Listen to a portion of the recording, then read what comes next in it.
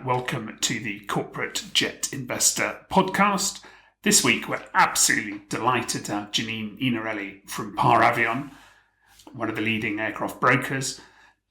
Janine, let's go back to ancient history, to the days before aircraft databases like Amstat and JetNet. Oh, yeah, it seems like the Stone Age, but I do. I remember it well. And the reason I'm asking you is you were the first employee of Amstat. Really quickly, for people who don't know, do you want to explain a little bit about Alasdair? And you could probably talk about JetNet at the same time. Yeah, to a certain degree. I guess the big question is, how did all that happen? Well, to be honest with you, I was always a very industrious and driven individual, and that was probably very evident throughout my university years because I had a lightened course load in my last semester, and it's like, what am I going to do with this? And I already had a job lined up. Most people are not aware of the fact that it was in the advertising industry in Manhattan with what was then one of the Big Ten firms. The only problem with that job is it wasn't necessarily in the department I wanted to aspire to, or I should say, the role I wanted to play eventually. And on the advice of several people in the ad industry, they recommended getting some practical experience where I could in the workforce to put on my resume. And my university had a great career resource center. There was a job posting. That job posting was a company called Amstat. And I believe it was simply defined as market research in the aviation industry. Well, I felt fully qualified. One, coming out of the university with a business degree with concentration in marketing, having just finished a many months long project for a professor, research and new product development, and having done a temporary stint at a aircraft charter company. So when I went to interview with the founder, Diane Levine, herself a entrepreneur, woman-owned business back in the day, she hired me pretty much on the spot. So that began my career in aviation. And what they were calling market research, it really was then. I'm not so sure that's the case today, but then it was. We were literally working with nothing more than the FAA database, and of course, any other foreign country's database we could access, which I think anyone who's had any exposure to an aircraft that is not as transparent as to who the beneficial owner might be. It's usually a company, special purpose entity that's been incorporated, registered, and it has a registered agent for a PO box. And the rest was up to us to try to figure out who really owned that aircraft. So you'd start with the FAA registry, and then what would you start calling people? Well, you didn't have any phone numbers. I can't recall having anything as clear cut as that. No, you started the detective work. And given my background was in research, and oh God, this really is going back out because there was no internet. I was about to say that. There were books and periodicals and reference resources in the public library, or in my case, at the university library. And we had a wonderful thing called microfiche. I don't know if you remember that. And Yeah. you could, you start to put the puzzle together. Now, I wasn't totally in the dark because Diane had started to build her own database. And so we had a foundation in certain markets with which to work. It was when the airplanes traded. So a little bit of persuasiveness, a little bit of moxie, and you would be able to convince the previous owner as to who the new owner was. After that, you took the registration and you started working backwards from there. And many a time I would figure out base of operation, airport, locations. I mean, I'm not going to give up all the tricks in the trade, but some of it was just plain old detective work to identify where the aircraft might be and start poking around with other people on the field, or if they were recorded, through some local registry. Again, there was nothing like you have today to put the pieces together. But somehow we did it. Even writing, I used to write registered agents and say, would you deliver this letter to the beneficial owner of this airplane at this address? And lo and behold, you'd get an answer. Or what was another means by which returned mail from the post office box? I would be insistent with the post office, there has to be a forwarding address. And somehow the mail would get forwarded on, even if the forwarding order had expired. So it was really, I would say, assertiveness and instinct and good old fashioned detective work to find out who the beneficial owners were and construct an ownership list. It's amazing, isn't it? If you think how easy it is nowadays, you just literally log on to It access. And JetNet came a few years later, didn't it? It did. I'm not sure how many years later.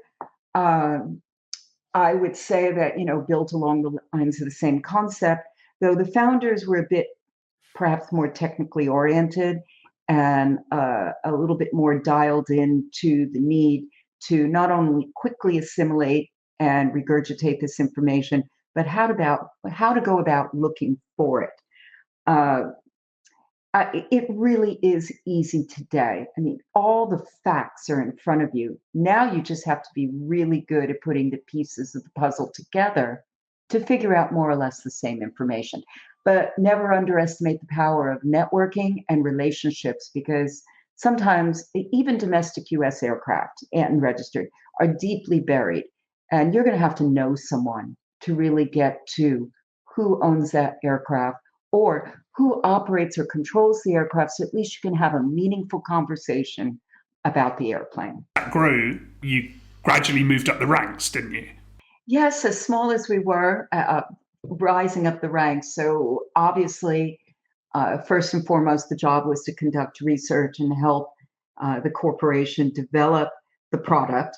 And second to that, it became the marketing of the product, and I was the perfect person to fall into that slot. And so my job evolved into becoming the salesperson for the AMSAT product. And that entailed going out on the road and visiting with everybody. I mean, brokers and dealers were the obvious target, but equally important were the operators. And so I'd compile a list of who I was going to visit in a particular city and cram a lot into a few days' time. And again, it was all on the basis of building a relationship that would be fruitful over time. At any time, did you consider going back to advertising? Well, yeah, I reset that button because I gave up the job to the shock and awe of many people, because advertising is not an easy industry to break into. But I did my homework and discovered that investing some time in a small business in a growth industry would be incredibly valuable. Besides the fact that it would shed further light on what direction I should take my career, which at that time, coming out of academia, the thought was I would return to school for a master's. And I really, in the very beginning, had visions of going into the corporate world in a more traditional role, never underestimating my own ability to still climb up the ranks. But I would have to say, 6 months into this job, a little bit of travel, the awe-inspiring fact that it was defying everything that I had learned in business school and case study, in that junior employees do not speak to C-suite entities. And all of that went right out the window because CFOs, CEOs, principals, they all took my call. And I thought, why would I step back from this ability to meet and network and learn? And then I came to discover that I had this great knack to connect with people over the phone, first and foremost, and then secondly, in person. So it was a mutually beneficial, sort of energizing environment. And I kind of said, well, maybe I'll give the aviation industry a try. It's funny, isn't it? Because the role you were hired for to research is almost the definition of an introverted job. But actually, you are a extrovert, very much so, because you get your energy from speaking to people, don't you? Oh, absolutely. I would beg to differ that a researcher's role, a traditional researcher, yes, but in the aircraft industry, it's anything but.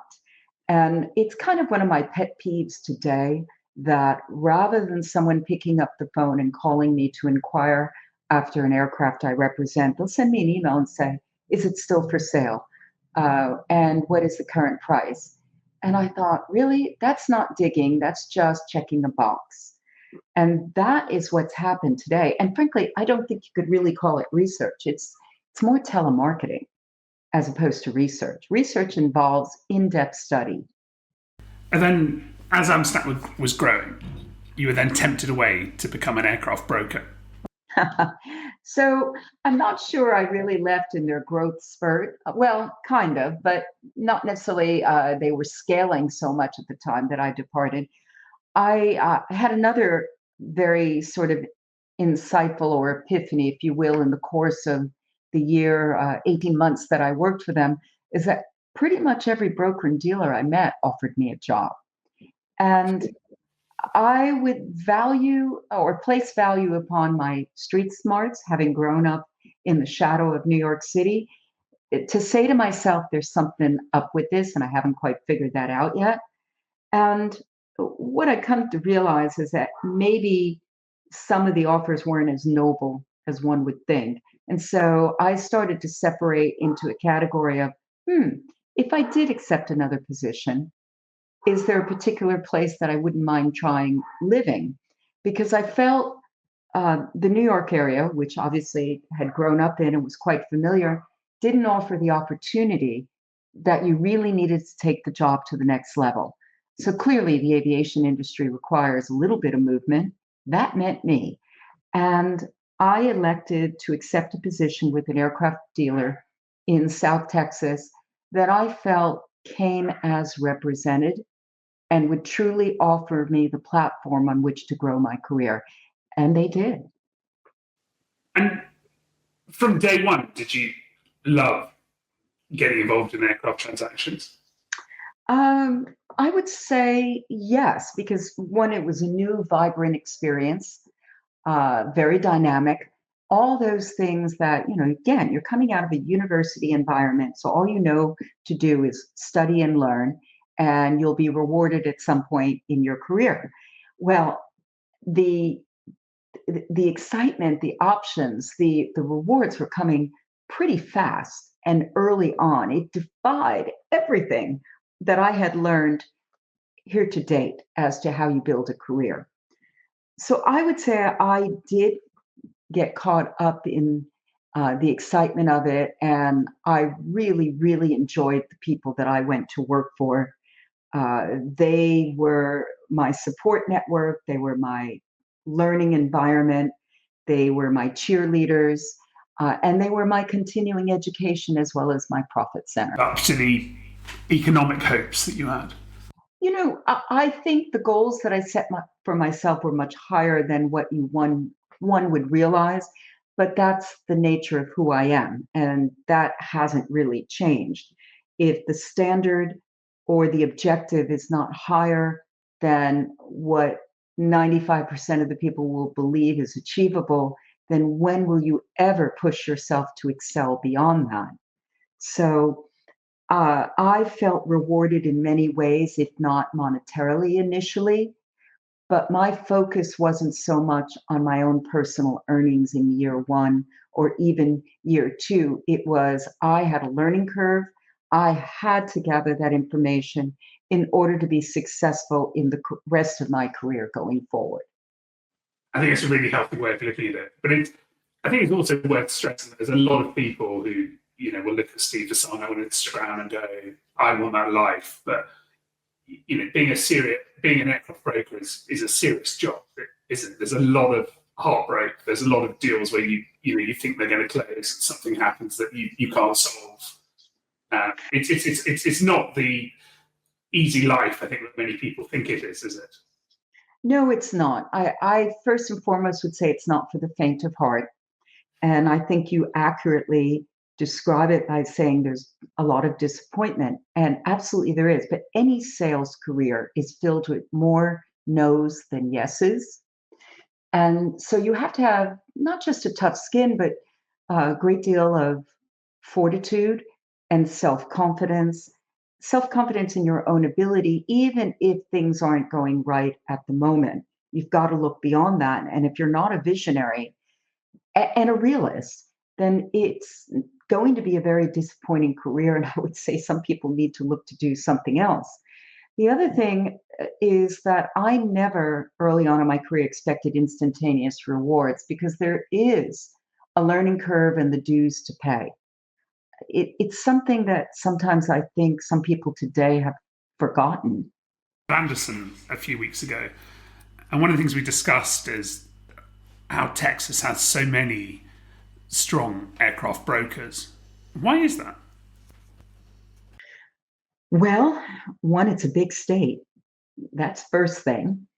Um, Two, I would say that you have to think about the business climate and just the attitude of people here. And that is more of a show me what you can do and we'll reward you for it, as opposed to what do you bring to the table? And then maybe we'll do business with you. Texas is an inspirational sort of state that applauds the entrepreneur, the hard worker, the person that invests themselves. So there's a little bit of that behind it, I would say. The other thing is there was a great brain trust of aviation personnel, mostly in the San Antonio region. And I had not realized that until I moved here and was fortunate enough to work for someone who was right in the thick of it in San Antonio back in the day. And I just think of all the great minds that I met who went on to develop products, services, become institutions in the aviation industry. So I imagine that might have been part of the draw back in the day. And then let's talk about our tax free environment here. I mean, it's a very tax friendly place to live. Well, that also came at a period of time that I had felt I had maximized my learning and earning potential, as I put it. I mean, it didn't come without investing myself in years and sacrifice. So I spent 13 years at an aircraft dealer, and I make that distinction as opposed to just a brokerage because a dealer is the proverbial put your money where your mouth is.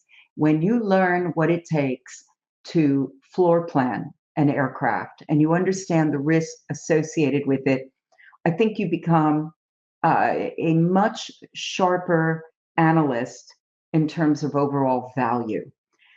And in conjunction with that, the aircraft dealer was a great foundation for me to go and develop my own skill sets while acquiring new ones. And I would say that they placed a great deal of faith in me, sending me all over the world in pursuit of aircraft transactions. You do that for a while and you realize, okay, where's the next exciting adventure? But I'd like to see what I could do on my own. And it was driven, as I said, by the learning and earning, but also probably about age. I'd reached a point where it's a crossroads. What am I going to do now for the rest of my career? Am I going to continue to work for someone? Working for another entity was never in my mind because I had a wonderful employer and a great job. So I wouldn't have left them just to go join another brokerage house. A couple of the OEMs were courting me, but I realized that that might not be the path I should go down. I can see you as an OEM salesperson. Yeah, I mean, it might have been a fun career, but it would also pigeonhole me. And I did not want to fall into that trap. I I still wanted to have the diversification in the product lines that I was dealing in and the people that I was meeting and working with.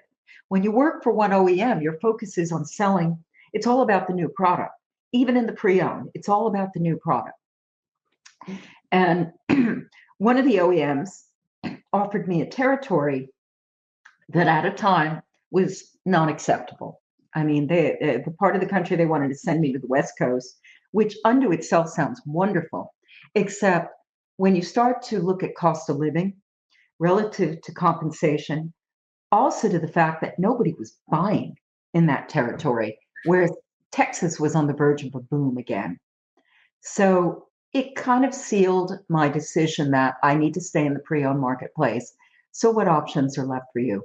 Start your own business. And that's what I decided to do. Very.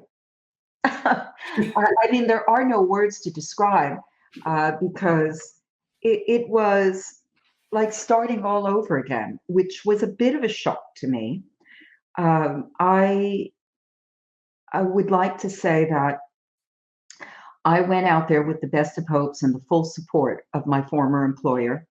But the reality is, I was conscious of the fact that I have to go search for deals. I was not about, I took no business with me. What I will say is, business followed me, which was a great validation of the job I had done earlier on. But I had to do new business development. I had to prove all over again that Janine wasn't just a fluke that happened and was propped up by a great aircraft dealership all these years. Janine was her own self propelled entity that could get the job done and exceed your expectations. So I literally had to go look for business where nobody else was. And that led to a few interesting adventures and a lot of time overseas because I had to chase the deals that were the hardest or maybe not the most desirable, but I had to build a book of business and a history on my own. Why did you go overseas so early? Is it because other people were less interested in those markets? Well, I'll take you back to my original employer. So, one of the principals in the firm had been a test pilot and a top demo pilot for one of the major aircraft modification centers. And he had gone all over the world with the aircraft that they had modified or were selling. And I found that very intriguing. And listen, there was no less desire on my part to travel. And I chased a few deals for them that resulted in great profit centers involving international travel. He was all for returning, as he put it, returning to Europe, not him personally, but go have at it. Let's do business. And so I really built their book of business up again in the international marketplace. So some of those contacts came with me in my new company, and they started giving me their airplanes to sell. And some of it was just good old detective work. I mean, one of the most interesting and fruitful and rewarding personally relationships I had was developing with one of the major Falcon operators down in Cape Town, South Africa. I haven't thrown names out lately, but I'll name it now. Is this company, Falcon Air? They were wonderful, wonderful people. And it led to a succession of aircraft sale, even under revolving leadership. It continued. And I mean, it was fun. Al, who doesn't do things sometimes just because they're fun? A lot of people wouldn't have been prepared to jump on an aircraft and go so far. Yeah, that's true. I mean, even going to Europe, I would take American buyers to look at foreign registered aircraft. And even though everybody's speaking English, it was always amusing to me how the US buyers wouldn't speak up because they were, I don't want to use the word intimidated, but felt like maybe there was something getting lost in translation. What oftentimes there was. And so I'd sit there interpreting English for both sides as to what was really meant by that. But that just comes with years of experience, and not just years of experience with dealing with that particular person, just the environment and the culture and the nuances of what it really means depending on where you are and doing business. And, Cape Town's also a fantastic place to visit, isn't it? Oh, and it was fabulous then. It was just, there are no words to describe how wonderful the time was that I spent in Southern Africa. Did you ever consider becoming a dealer? Um, no, not really. And I'll tell you, my decision was twofold. So, one, there are ups and downs to being an aircraft dealer. You hold the bag, so to speak, when you own an aircraft and you are encumbered with a loan on the aircraft. And the market can turn on you. the economy can turn on you. And if you bet wrong going into a downturn, I wonder how many nervous people there are today. Uh, one airplane is all it takes to really, really hurt you. And I said, you know what? I watched that and I lived it. And I lived it as if had a vested interest in the aircraft financially. And I didn't really want to do that going forward. Secondly, as I had moved my prior company more and more into brokerage, and that was going to be my intent, brokerage with a mandate, I felt that it could, to some degree, be a conflict of interest. That if you owned an aircraft and yet you were representing aircraft, especially if it was a like kind aircraft, I never wanted the question to be posed, which airplane will you sell first? If you're a dealer, you're going to sell your inventory first. And while early days of my career, Par Avion did take title to a couple. It was mostly to facilitate for existing clients modification of the aircraft because it's so much easier to do it under an N registry and then export it as opposed to transfer it and then try to make the mods. Basically talking about what I'd class as an ethical back-to-back. Yeah, because the aircraft was already paid for. It's not like, yes, exactly that. But even that, as time evolves, businesses evolve, business practices evolve. And, long before any of the regulations came into play, I started to say, I do not want to do this. Frankly, I made all the airplanes had to be paid for upfront, full stop, because there was no way I was going to run any risk of being left owing or having obligations.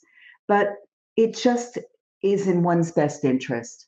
I personally feel that today, that principal to principal transactions are the most sound transactions. You use the term mandated. Do you want to expand on that a little bit? Yeah, so I've never really enjoyed not having control over a transaction.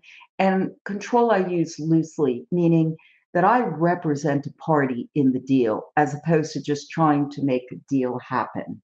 And so there's really only one way to position yourself in that fashion, and that is to have the mandate to represent either the buyer or the seller. And that's usually a binding agreement between the parties where at the end of the transaction, I, as the representative, am fairly compensated by the party that I represent. And that also affords full transparency to both sides of the transaction. To scale up at the moment, are you? You're happy being boutique? So once I did. I mean, early on, and I did have 3 offices, 11 employees, and it was the heyday 20 years ago when you couldn't really take a misstep. And you might recall, Al, I was competing in equestrian events. I consider myself an amateur athlete, and that entails being on the road quite a bit. And then we had that economic meltdown.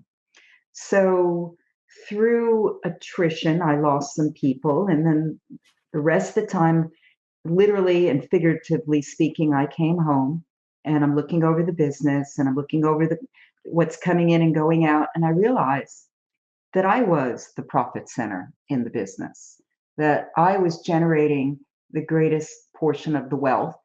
And I thought there's something wrong with this picture here.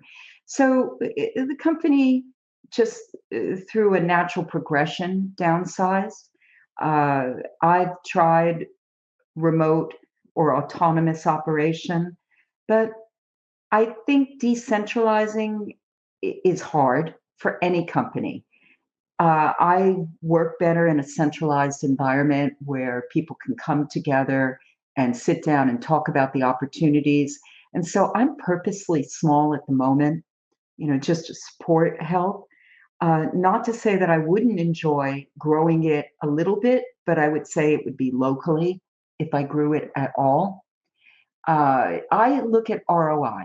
You can have a big company, but if your ROI is not stellar or equal to the number of people, then why are you doing it? Is what I would have to ask. And then if you only have, and I'll use an old business model of a chart where you have cash cows and dogs, and your cash cows are so few relative to the rest, you have to ask yourself again, why? And sure, remember I said early on in this podcast that I set the bar pretty high for myself. And admittedly, that probably bleeds over to expectations elsewhere.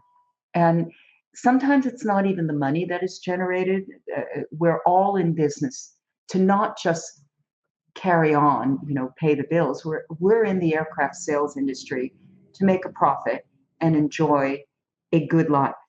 Well, if you can do it with fewer people and less stress, it sounds good to me. I guess one counter to that is that if you're relying on one individual, aircraft sales can be lumpy, and if you've got a smaller brokerage, you can end up with years where you don't sell an aircraft, and some years where you have a fantastic year. No, that's a fair statement, but I think it's how you manage a long-term plan that allows you to survive those years where there's a downturn in the market. But there's no guarantee just because you've scaled up that enough revenue is going to be generated that you're going to have, let's call it even break even, let alone positive cash flow at the end of the balance sheet. No guarantees whatsoever. Meanwhile, you have a lot more overhead and responsibility. I think what some people from the outside looking in at the aircraft sales world lose sight of is the fact that it is still a business that is run like any other traditional business if you're running it correctly, which means there are obligations, whether they're tax obligations or insurance obligations or fixed assets or databases. I mean, the overhead is quite considerable to do it properly. So I would beg to differentiate, a sole practitioner, a solopreneur, as I've been termed, even with just support staff or even with just one or two other salespeople, from that of someone who casually sells airplanes on the side. Oh, yeah, they have another job they're doing, but, they broker aircraft too. That's where I would say you're not, as a client, getting the full worth of what a true aircraft broker or dealer delivers. It's worth stressing there's some great large brokerages, there's some fantastic boutiques, there's some fantastic single brokers. I guess it's really up to the client. Some like to know, they're dealing with one person on their case. Others want a large network. You'd agree, would you? It is, but it's up to the client to do the analysis and determine for themselves what is a good fit. Because I've also seen larger entities use that mass as a means by which to secure a listing. But the truth of the matter is the responsibility falls to one person. So what are you really getting? Advertising is advertising. I think you need a strategic marketer who positions your asset to be the next to sell. And that involves a very intimate conversation with the owner of the airplane, if you're on the sales side, to determine the timeline in which they would like to see their airplane sold relative to current market conditions. Okay, you mentioned horse riding. Can you expand a little on that? Yeah, so that's been a lifelong passion, though at present I'm not in the saddle. So I started riding as a very young girl, and who knew that was going to be aspirational goals, is to be an equestrian. I really got after it through my university years because I wasn't as fortunate as a child to have the benefit of owning my own horse and competing, blah, blah, blah. But I competed at the university level for the team. And then I went on to acquire a succession of horses as an adult, competing on the national level here in the States and segueing from what they call the hunter division into the jumpers, where I kind of finished up my career. But I didn't leave the horse sport world altogether. I've dabbled elsewhere, I've sponsored elsewhere, and I remain a sponsor of one of the oldest charity horse shows in the country today. And I think you're aware of the fact that I've kind of started taking a good hard look at the horse racing industry and thinking about what can I do in that? No, not jockey, no, not trainer, but have a place for me somewhere in the racing industry. Do you miss show jumping? I do. I have to say that I do, but I'm also appreciative of the fact that it is a hard sport and it requires a full-time commitment to compete at the upper levels. And I just can't make the investment of time and energy and risk associated with it. I saw my skill set sliding backwards a little bit, and I thought, okay, that's probably the time to say riding is for fun and not for competition anymore. But also, you're a key part of your business. Did you ever worry about falling off and breaking an arm or leg and not being able to travel? Yeah, I think only in the last 10 years did I worry about stuff like that, because if you go into a sport, whether anything that involves speed and a horse, then if you're going to worry about getting hurt, you should not be riding, because you ride backwards, as the trainers would say, and you put yourself at risk. You have to be bold, you have to be fearless, and you have to be strong and mentally tough. All attributes that transferred well to the aircraft sales industry. Did you ever pick up any business? No, not really, but I did have a lot of clients that were also involved, that we'd have something to talk about other than airplanes when it was an airplane conversation, or horses when it was anything but horses. So yeah, it was part of the brand building, and just being able to see people that I would like to do business with or had already done business with. Aircraft broking's obviously a very male-dominated industry. You'd agree with that, wouldn't you? Yeah, I mean, no kidding. But I don't think, first of all, in defense of the men in our industry, I don't think anyone is raised as a child to look to the aircraft sales industry as a career. You don't grow up saying, this is what I want to be. We had Johnny Foster on last week. He never had a chance. He never had a chance. Well, okay, with rare exception. But the truth of the matter is that most of the people in the aircraft sales world accidentally find their way to it. It is a unique opportunity that crosses their path. And for some of the people, it's a great, rewarding experience. And for others, they try it and they decide that something else is better suited to what they envision them doing the rest of their life. It just is, I think, indicative of the fact that the aviation industry, to some degree, was born out of the military, the pilots migrating first into the private sector, if not the commercial airline sector. And times change. I would say that in the 90s, there were far more opportunities for a young woman to enter the aviation industry than there were in the 80s or prior to that. And if you did look to the industry, probably the only job available to you was administrative, if that. So, I mean, I've heard all the monikers put on me, glass ceiling breaker, pioneer. You can go on for me if you'd like, influencer, so on and so forth. But the truth of the matter is that I think, by virtue of growing up in the part of the country that I did, by virtue of the fact of having the parents that I did, I mean, this is the perfect storm. And then look at the sport that I just described to you that gave you all those skills, soft skills, if you will, that, you can't just teach someone. They either have to reach inside themselves and find it, but it really was for me the perfect storm to say, I could take all of this and apply it. And I didn't know the industry was difficult until I found out it was difficult. And my reaction was not to shrink from it, but to rise up to the occasion. And that's the differentiator right there. And that's what helped me continue on, not to mention, once again, the great support network that I had, whether it was my employers or my family. And I think you're aware of the fact that both my parents were military. My father was career military. And, I think about what he faced in his lifetime, including being the POW. And, there's nothing that you could throw at me that could be as debilitating as an experience like that. So there was no way I was going to fail in the eyes of my father. Is grittiness the secret to succeeding?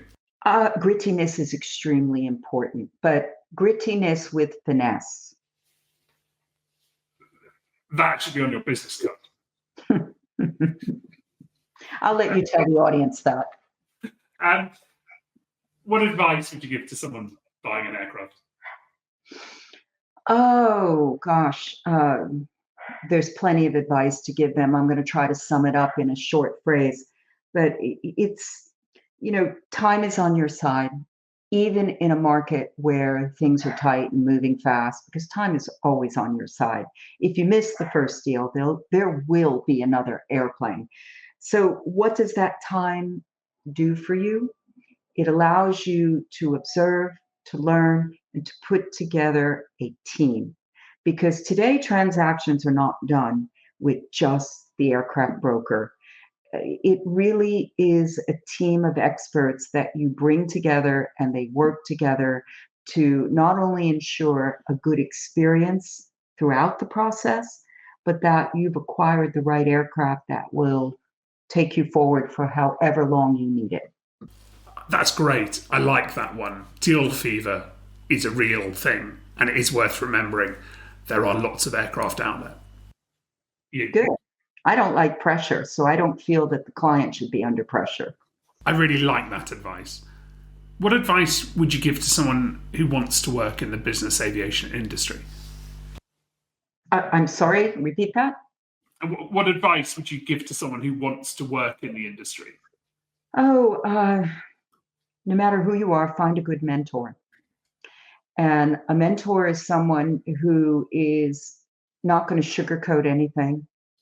They are going to give you, for lack of a better description, straight talk. And if you're used to always getting a trophy or always getting patted on the back, it may be a bit surprising sometimes to hear a true evaluation, but it's meant in the spirit of helping you grow and adapt and understand what's ahead of you. Thanks so much to Janine Iannarelli from Avion. Grittiness with elegance.